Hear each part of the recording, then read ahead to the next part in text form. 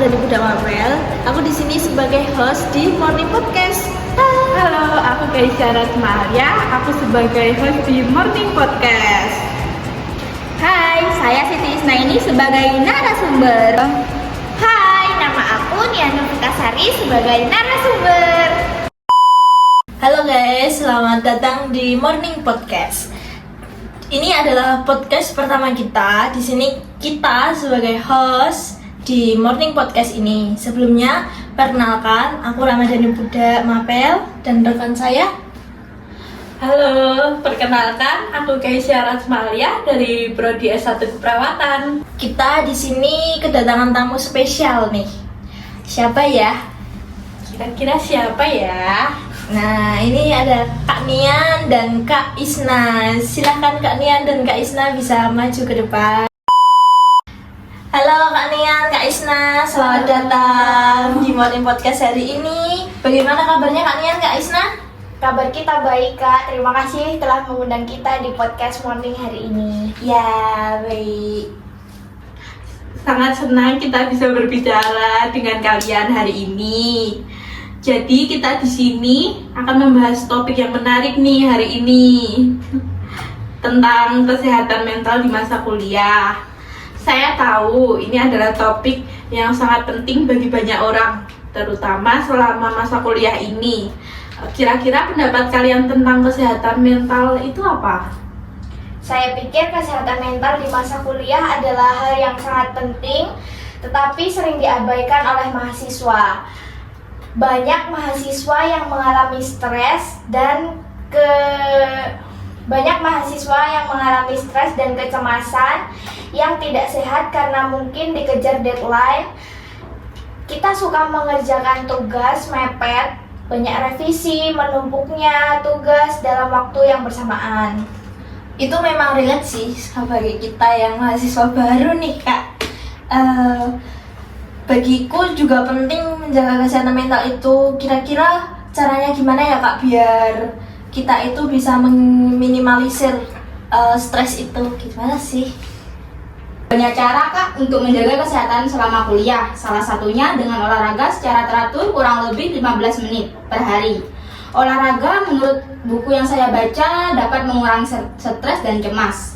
Selain itu, penting juga untuk menjaga koneksi sosial dengan keluarga dan teman-teman kita.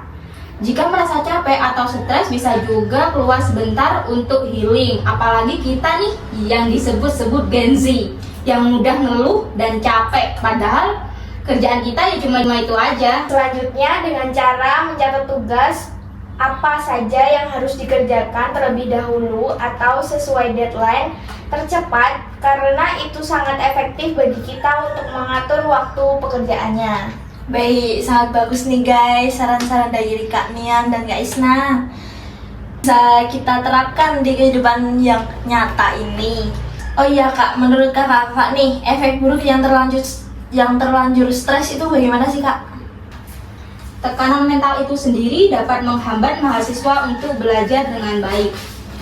Jika mahasiswa yang sudah mengalami gangguan mental seperti depresi, cemas, bahkan stres, itu justru sangat perlu mendekatkan bantuan profesional seperti ke psikiater, atau bisa juga terbuka dengan keluarga dan teman dekat kita.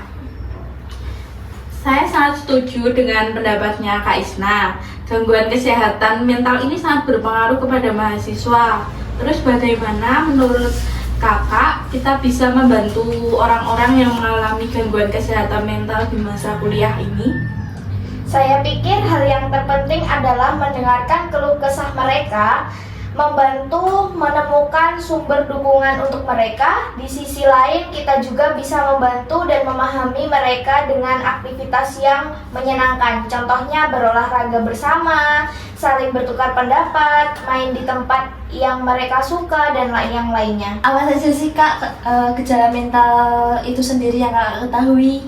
Adapun gejalanya seperti perubahan mood, perubahan perilaku, kesulitan berkonsentrasi, menyakiti diri sendiri, perasaan yang intens, atau ketakutan.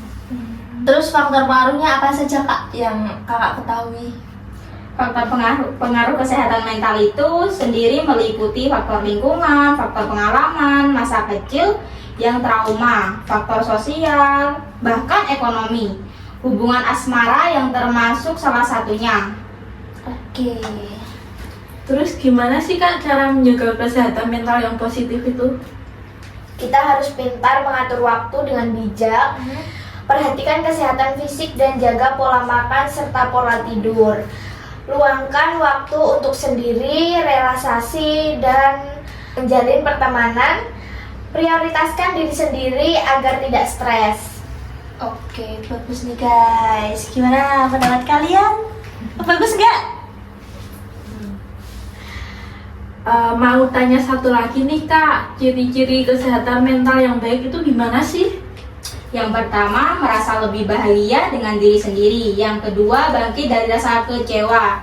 Yang ketiga, memiliki hubungan yang lebih sehat dengan keluarga maupun teman. Yang keempat, terlibat dalam organisasi, kampus, dan merasa nyaman di komunitas tersebut. Oke, baik. Terima kasih banyak Kak Nian dan Kak Isna telah memberi edukasi dan solusi bagi kita semua pada pagi hari ini.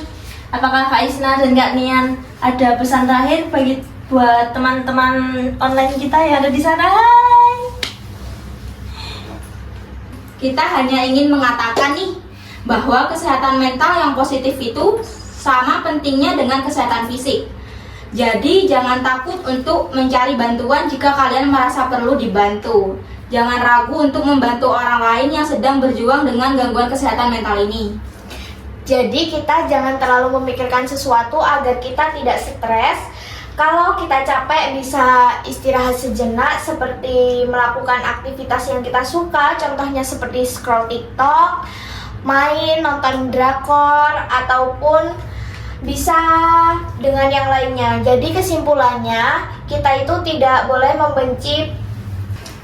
Jadi jangan memikirkan hal yang berlebihan agar kita tidak stres. Kalau kita capek, kita ya rehat sejenak. Terus kita melakukan hal yang kita suka seperti nonton drakor, scroll TikTok, main, ataupun yang lainnya. Jadi kita tidak benci kepada tugas yang diberikan oleh dosen. Oke. Sekali lagi kita ucapkan terima kasih kepada Kak Nia dan Kak Isna sudah menyempatkan waktunya untuk datang ke podcast kita. Serta untuk teman-teman online, kita pada pagi hari ini saya pamit undur diri dan selamat beraktivitas kembali. Terima kasih sudah menonton podcast kami.